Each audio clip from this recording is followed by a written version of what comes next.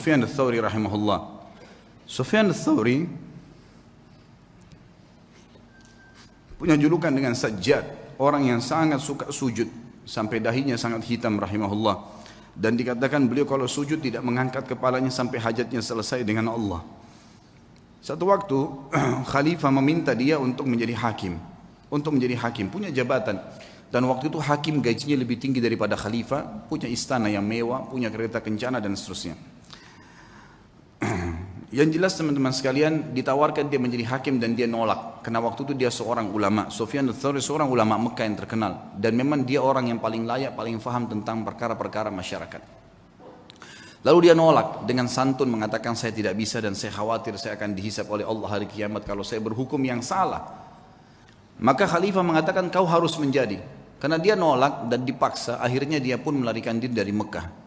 Dia jalan teman-teman sekalian. Sufyan ats-Tsauri rahimahullah jalan dengan menggunakan jubah menutup kepalanya dan meninggalkan Mekah.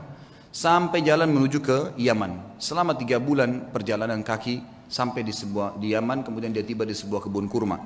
Kemudian dia menawarkan diri untuk menjadi pegawai di kebun kurma itu dan orang tidak tahu siapa dia. Kemudian berkatalah pekebun kurma tersebut, saya akan berikan gaji kamu seperti orang-orang yang bekerja sama saya. Dia bilang, baiklah, saya terima. Yang penting saya ada tempat tinggal dan saya bisa ibadah. Berjalanlah 3 bulan, dia menurunkan kurma dari pohon. Seorang alim ulama yang sangat dihormatin pada saat itu. Sangat dihormatin. Kemudian dia pun, rahimahullah, setelah 3 bulan ditanya oleh pemilik kebun tersebut. Dia bilang, wahai Abdullah. Dulunya ditanya dia, siapa nama kamu? Dia bilang, saya Abdullah. Dia tidak dusta.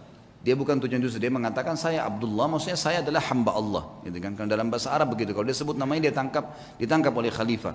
Dia tidak mengatakan nama saya. Dia mengatakan, saya adalah hamba Allah. Gitu kan? Bahasa Arabnya, ana Abdullah. Pokoknya pemilik kebun menangkap namanya Abdullah. Dipanggil, wahai Abdullah, kesinilah. Datanglah Sufyan rahimahullah lalu ditanya, apa perbedaan antara kurma kami dengan kurma kalian? Maka kata Sufyan rahimahullah, saya tidak pernah tahu perbedaannya karena saya tidak pernah mencicipi sedikit pun dari kurma anda. Maka kata pemilik kebunnya, apakah kamu ini tinggal 3 bulan di kebun saya, turunkan kurma, sortir tiap hari, gak pernah kamu makan 1 butir pun? Dia bilang, demi Allah 1 butir pun tidak pernah karena anda tidak pernah mempersilahkan saya.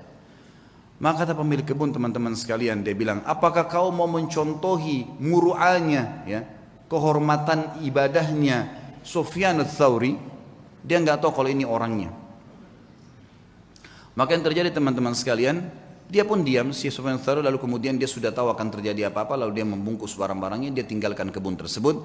Ternyata pemilik kebun ini sudah mendengar berita kalau Amir Mukminin waktu itu menyuruh menangkap Sufyan ats-Tsauri secara paksa. Siapapun yang menangkapnya akan dikasih 1 peti emas.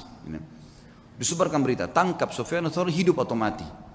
Maka pada saat itu teman-teman sekalian, tentu ini kisahnya panjang, saya ringkaskan. Kemudian si pemilik kebun datang kepada temannya di sana lalu berkata, ada pegawai kebun saya unik, kenapa saya tanya dia perbedaan antara kurma Hijaz, Mekah dan Madinah. Karena dia mengaku dari Hijaz, dia dengan Yaman dia tidak tahu. Dia bilang dia tidak pernah incipin 1 butir pun karena saya tidak pernah persilakan selama 3 bulan jadi pegawai. Maka temannya mengatakan, sebentar, ya, bagaimana cirinya pegawai itu? Disebutkan cirinya seperti ini. Kata dia, itulah Sufyan ats-Tsauri. Kita kejar dia, tangkap, kita berikan kepada Amir Mukminin, ambil 1 peti emasnya. Waktu mereka kembali ke kebun sudah tidak ditemukan. Jadi Sufyan ats-Tsauri sudah kembali ke Mekah. 3 bulan kemudian, jadi ini sudah dari 6 bulan dari masa pengejaran, dia pun 3 bulan lagi kembali ke Mekah. Waktu dia kembali disambut oleh masyarakat Mekah, dia ulamanya gitu kan, muftinya Mekah pada saat itu, lalu disambut, mereka pun belajar. Lalu beberapa ulama lain menasihati, mengatakan, wahai Sufyan, Amir Mukminin sudah sangat marah, dia akan menghukummu. Dia bilang, saya lebih takut dengan raja yang sebenarnya, karena kalau saya salah berhukum maka akan jadi masalah. Dan dia harus bisa mengerti, saya tidak bisa memaksakan diri gitu kan. Harusnya dia bisa memaklumi, dan masih banyak orang-orang yang bisa dijadikan sebagai pengganti saya. Lalu waktu Amir Mukminin waktu itu tidak disebutkan, saya tidak dapatkan namanya. Dikatakan mendengar Sufyan ats-Tsauri ada di Mekah, lalu dikejar sama dia. Dia bilang, saya akan membunuh sendiri Sufyan ats-Tsauri dengan tangan saya. Kata temannya yang meriwayatkan kisah ini, Sufyan ats-Tsauri itu mendengar berita tersebut pun, kemudian dia sujud sholat 2 rakaat di depan Ka'bah. Kemudian dia sujud, dan demi Allah saya tawaf 7 kali, dia belum mengangkat kepalanya dari sujud di sujud yang pertama. Jadi sujud tidak pernah angkat. Saya tahu pertama dia masuk sujud pertama, yang kedua, yang ketiga, sampai 7 kali tawaf. Ini kurang lebih memakan waktu mungkin setengah jam lebih ya. Itu kalau cepat, kalau lambat mungkin bisa lama, lebih lama. 7 kali tawaf bisa sejam kalau lagi padat-padatnya. Maka dia sujud, dia bilang, saya duduk di sebelahnya dan saya tahu tuh sujud pertama karena setelah dia masih angkat sujud yang kedua, kemudian dia berdiri rakaat kedua dan 2 sujud selanjutnya.